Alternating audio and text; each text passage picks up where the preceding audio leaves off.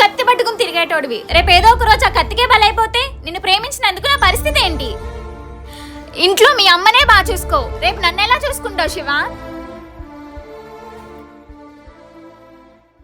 అమ్మా అమ్మా, ఫ్యాన్ పోయిందే, కొత్త ఫ్యాన్ కొనుక్కుందాం.